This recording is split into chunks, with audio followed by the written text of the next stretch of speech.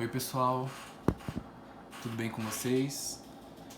Bom, vamos para nossa quarta aula, né? E antes disso, quero me desculpar pela demora de postar e também dizer que eu recebi as atividades de vocês, né, da aula anterior, estavam bem boas. Gostei dos comentários que vocês fizeram sobre a dinâmica assim à distância, né? E é isso, eu vou continuar, né, pedindo a participação de vocês para eu saber como que tá sendo isso. Sempre o retorno de vocês é muito importante, para eu saber até se vocês estão acompanhando, se está todo mundo conseguindo acessar. E outra coisa, eu encaminhei as aulas para, na verdade eu tenho 25 alunos matriculados na minha sala do Google Sala de Aula, né? Não sei dos outros professores, mas na minha tem 25. Só que eu estou recebendo aí em média 10, 12 atividades assim, quando todo mundo faz, dá umas 12. Então vê aí com os colegas de vocês que vocês conhecem, para eles não deixarem muito para depois, porque senão eu não consigo dar conta de corrigir tudo.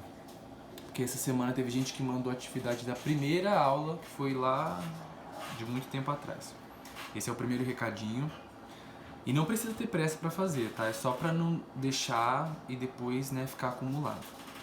E o outro recado é assim, eu também faço parte da coordenação do cursinho, né? Eu entrei esse ano, eu, a professora Yara, a Duda, tem uma galera aí que é professor e coordenador.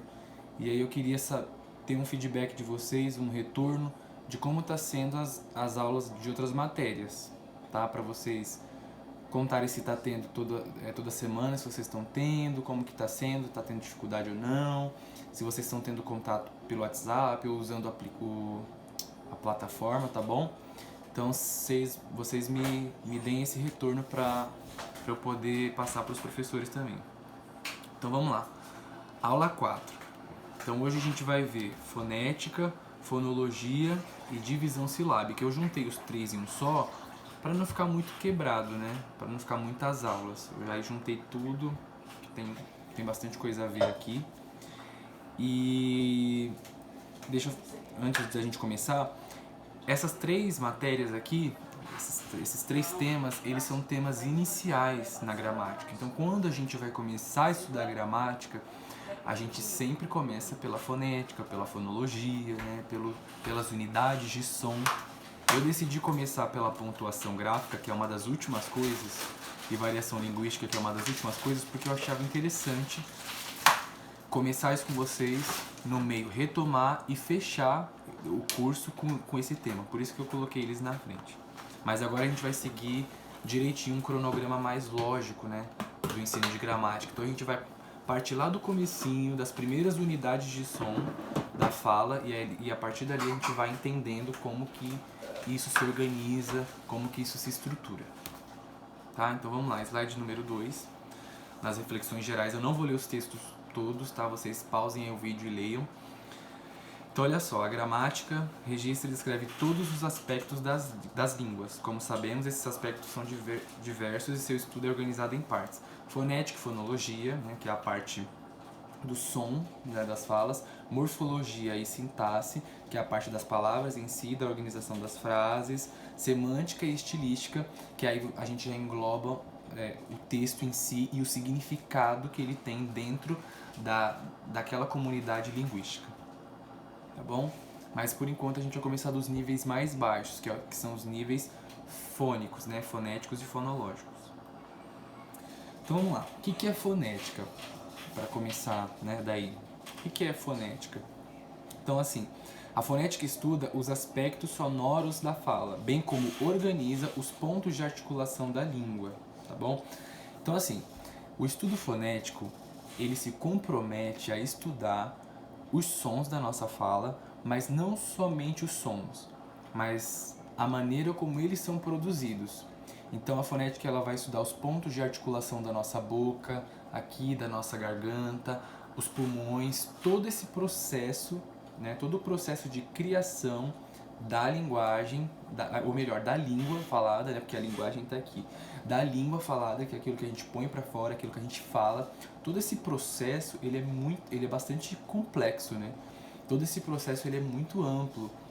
Quando você fala, apesar de parecer uma coisa tão simples, tão cotidiana, tão, né, nada a ver, mas quando você fala, você está ativando coisas no seu corpo que você nem se dá conta. Quando você fala, você está atuando com vários pontos de articulação do seu corpo, na boca, no nariz, na garganta, nos pulmões. Toda essa parte aqui está envolvida no processo de falar, no processo da fala, tá bom? Então olha lá, a fonética está compromissada com a parte física e concreta da linguagem, ou seja, quando ela se concretiza, quando ela de fato acontece. Então, organizando os sons, os pontos de articulação que estão dentro da nossa boca, a língua, dente, lábio, céu da boca, o palato aqui em cima, a úvula, né, a glote, que é essa parte aqui de dentro, garganta, traqueia, tudo isso são pontos de articulação da nossa língua. Então a fonética ela se dá o trabalho de organizar tudo isso. Olha só, um exemplo de como a fonética trabalha. A palavra dia, né, D-I-A, se escreve dessa maneira, mas na fonética ela pode ser escrita da seguinte forma, de duas formas na verdade.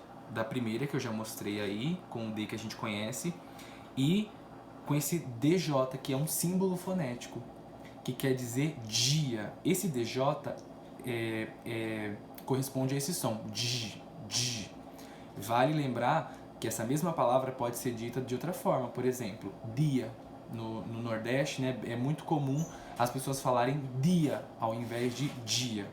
Então, na fonética, é separado essas duas coisas, porque você usa pontos de articulação diferentes para produzir a mesma palavra. Então, a fonética separa para poder estudar as duas. Então, dia é o D normal, e o dia, mais comum aqui no Sul, se coloca esse DJ na fonética, porque separa, tá bom? É a mesma coisa do tia e do tia, é o T, como se tivesse um TCH, né? Esse som mais chiado, né? Percebe que quando eu falo ti, a língua vem aqui pro dente, né? Então ela é lábio dental, então ela vem aqui pro dente, ó. Ti, tia.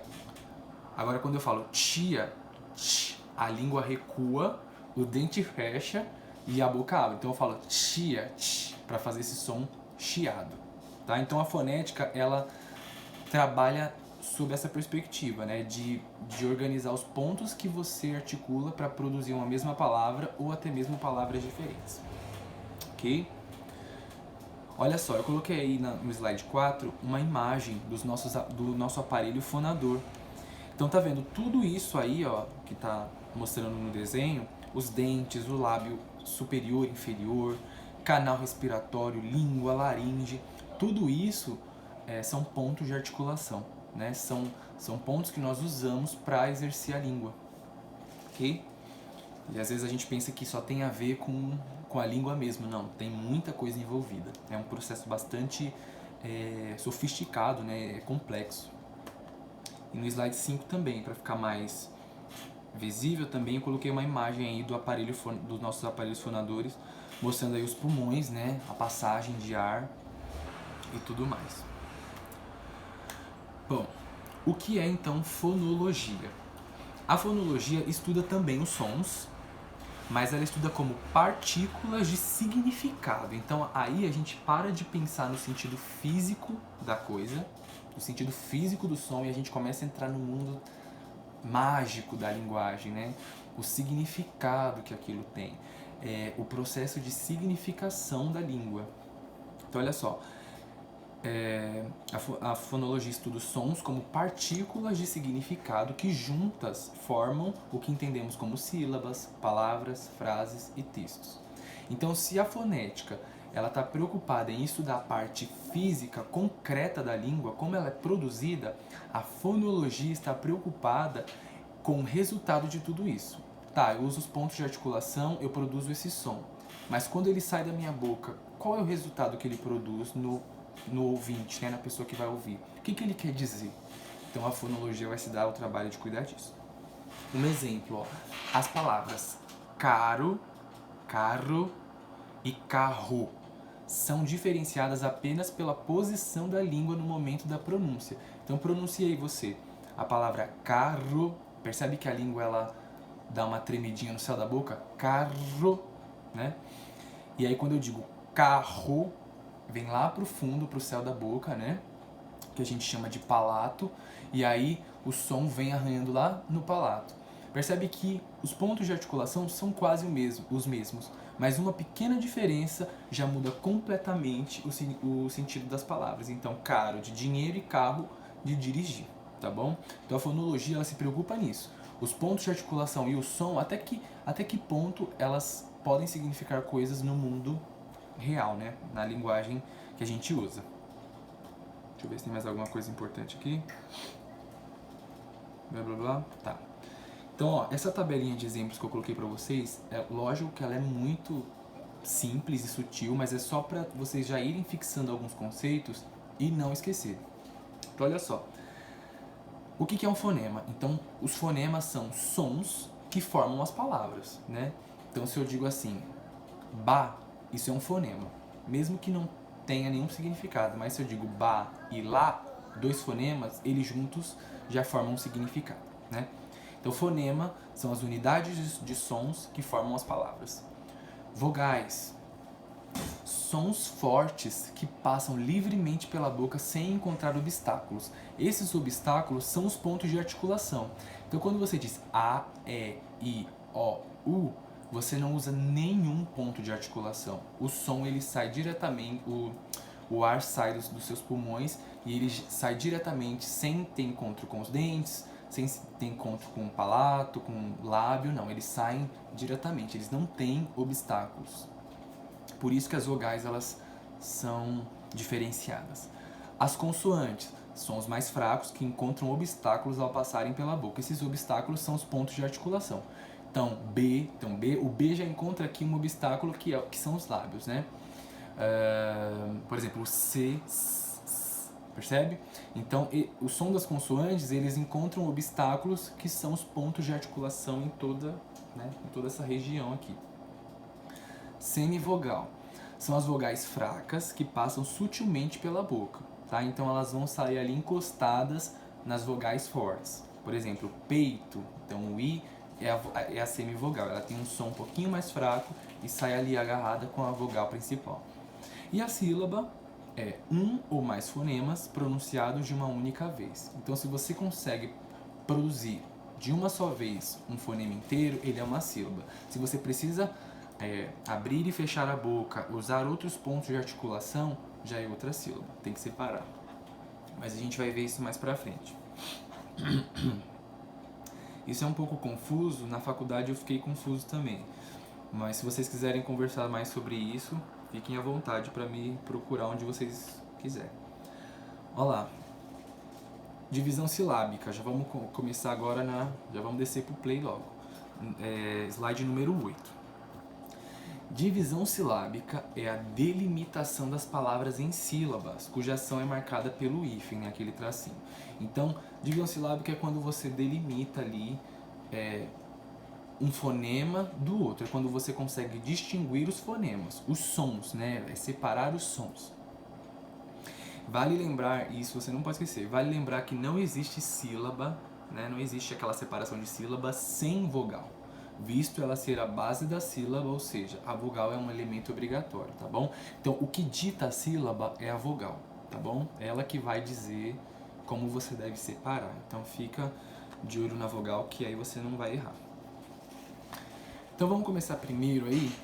Quais sílabas eu devo separar, né? Então, quando eu devo separar as sílabas? Então, primeiro, já vai guardando aí. Separam-se vogais idênticas. Tá bom? Então, quando aparece aí numa palavra vogais idênticas, então, se você for separar as sílabas dela, você tem que deixá-las uma afastada da outra. Então, por exemplo, a palavra cafeeira, tá vendo esses dois S, essas duas vogais? Quando for separar as sílabas, tem que separar ela também. Na palavra friíssimo, eu sublinhei aqui de vermelho os dois S, mas tá errado, tá? São só os dois Is. Então, sempre que tiver duas vogais idênticas, repetidas ali, juntinhas, sempre vão ser separadas na divisão silábica. Os dígrafos, né? quando duas letras representam um mesmo fonema, tá bom? Então, nos dígrafos, 2 R's, 2 S's, SC, SC cedilha, XC. Então, quando esses dígrafos aparecerem, por exemplo, na palavra terra ou vassoura, eles vão ter que ser separados. É quase o mesmo esquema das vogais idênticas, só que aqui a gente está falando de consoante, tá bom? Não é difícil. Olha lá no 11.